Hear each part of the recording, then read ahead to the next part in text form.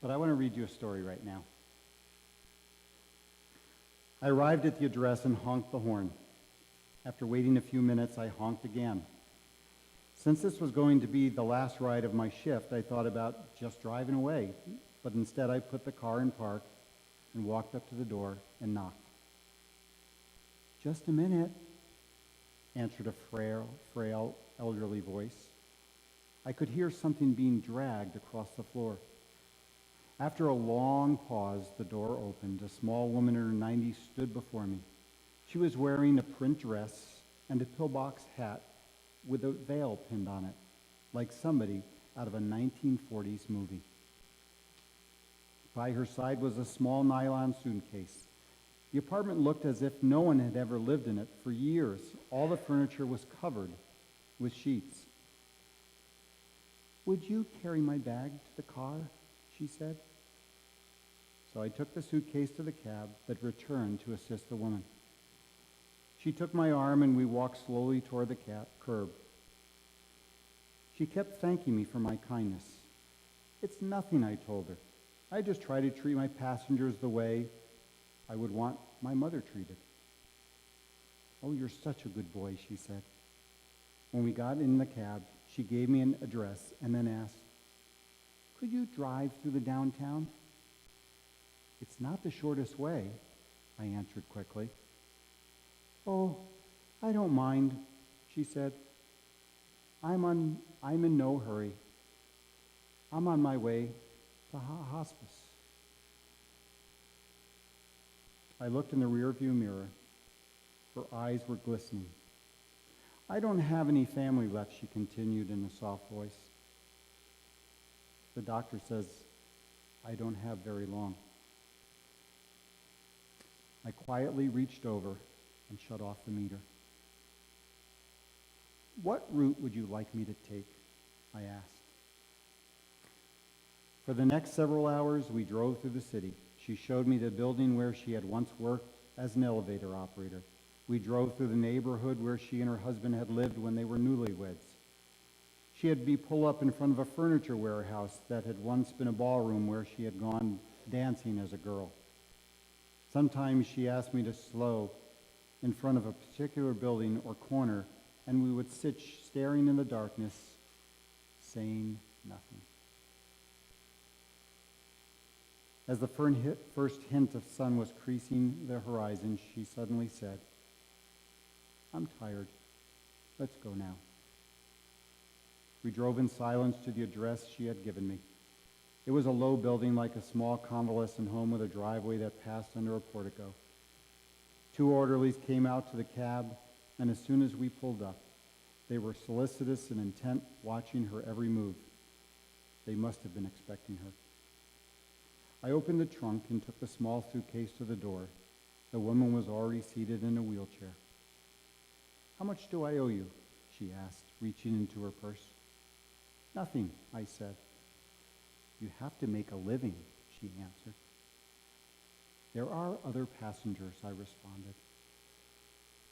Almost without thinking, I bent and gave her a hug. She held on to me tightly.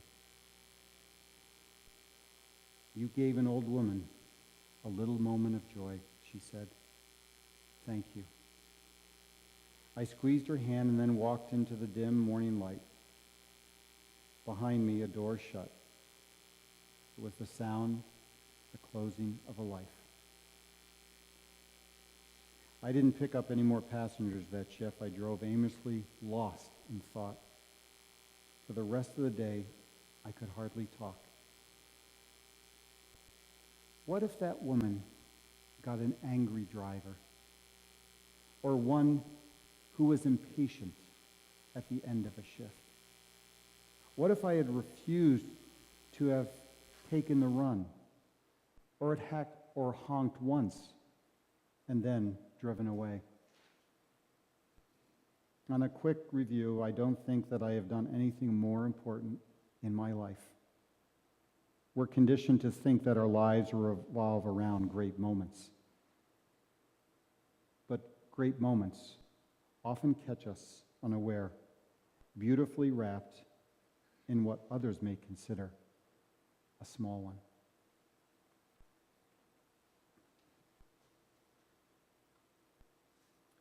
When I read that, I thought about my dad in a memory care unit in Florida. And I thought about my work with hospice that I'm doing now part-time. And I got very emotional when I was reading that. It's a story, but it's a true story. And I guess by now you know what I have lost on 5. It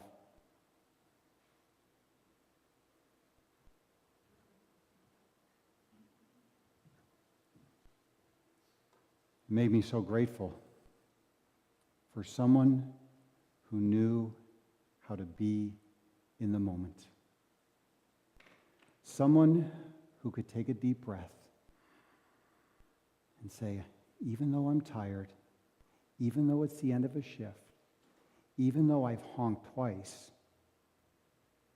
I'm going to get out of my car. And then when he finally got her in the car, and she said, well, can you just drive through downtown? Just so grateful, again, for someone taking a deep breath and saying, my agenda would have been to get there as quickly as possible, drop her off, and get off, and go home.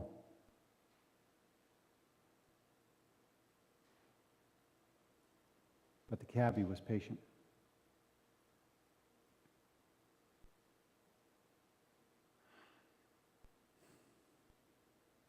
We talked last week about qualities of mindfulness, about being in the moment, about being present, about being aware. And the story had it all. We talked last week about the quality of being non-judgmental and about having moments of compassion. The second quality, besides non-judgmental, is patience. And the psalm that was read to us this morning, it's maybe 2 psalms put together into one. But again, it's displaying again the life of a person who had written more than 1 psalm and who had shared his experiences time and time again of how he was lonely and how he was rejected and how he was depressed and how he was chased by his enemies and was afraid. David had it all in his experience. And if you'll notice, after all the words of the psalm, making a plea to God, David encourages us to wait. David says, be patient.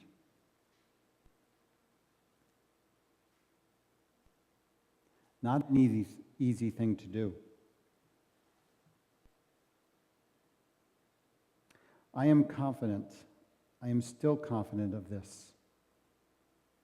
David says, that I will seek the goodness of God, that I will still see the goodness of God. I will wait. I will be patient. In spite of the fact that it's not going to happen according to my time's plan. For each and every person here, and I'm looking at someone this morning who was patient, working all of his life, and now this week was rewarded with retirement. You waited a long time for this, and you will enjoy every moment of it. But I look at you as parents, being patient. It's not an easy thing to do. You have to put things aside. You go to work, and there are requests, there are demands, and people are in your face, and projects have deadlines. and we are supposed to be patient. And oh my, how the world has changed. And our expectations of how things are supposed to be now. The whole waiting game has changed for us. So for you and for me, to do what David did, take a deep breath and be patient. Yes. To be aware in that moment when you're on the 5 and you lose your patience. And granted, it was difficult for me because my last position in St. Petersburg, Florida, I could ride my bike, and I did when it wasn't hot and humid, which meant I could do it 2 months out of the year. But I could ride my bike to work. It was wonderful. So then we moved to Florida, and I was commuting up to Sorrento Valley in the morning and the afternoon. I was not a happy camper. But now, the 5 is my friend. And I learned how to take deep breaths when traffic is not going anywhere. Because I'm waiting, and I'm being patient. How do you do it? How do you, in the moments when all of a sudden the brain, the heart clicks, and you become impatient?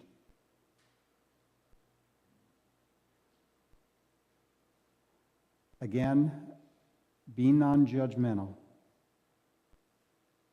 being aware in that moment of what you're feeling, of what you're thinking, and then taking a deep breath. Saying, I have this moment. Forget where I have to be.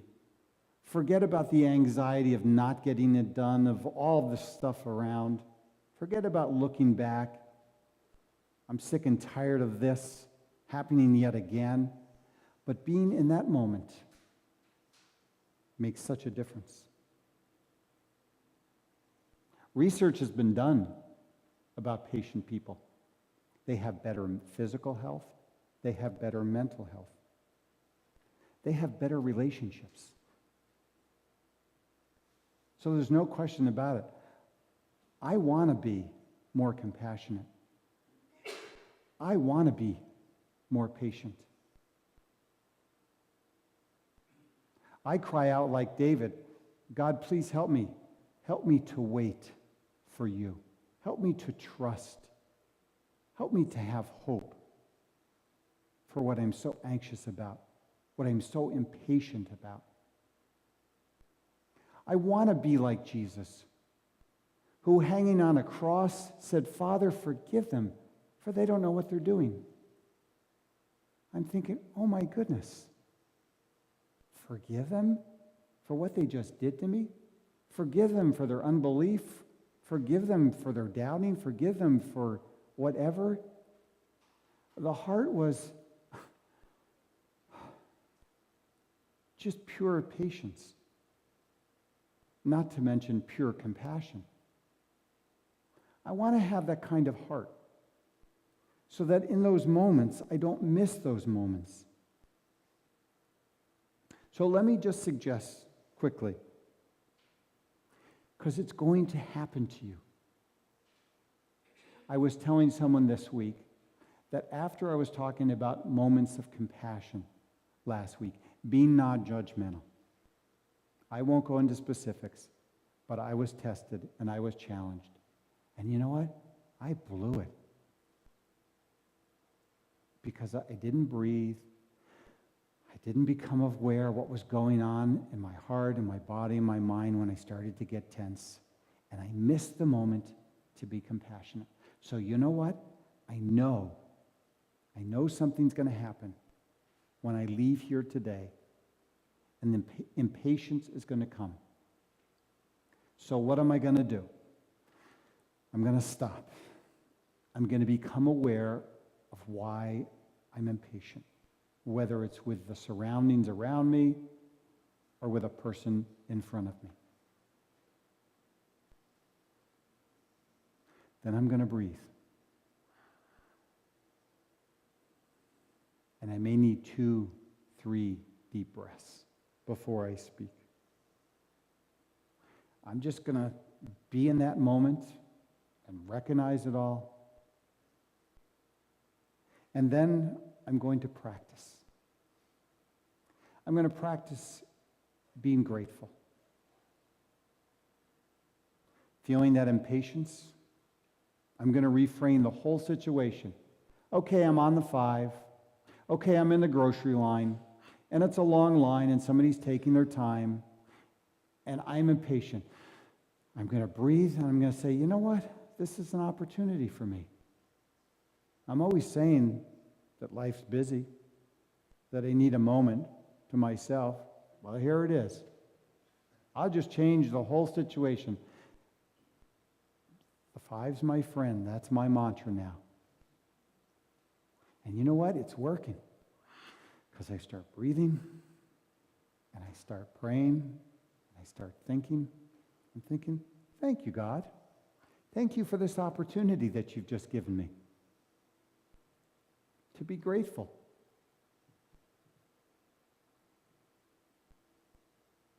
I want to be like that cabbie when that moment comes, so I don't miss that moment. I want to be a better person. I want to be like Jesus.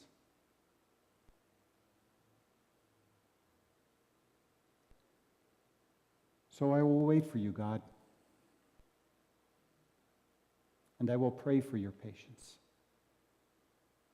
And I will believe in the hope that you give me. That I can and I will be more patient. And that patience will change my life. And that patience will change another person's life. Amen.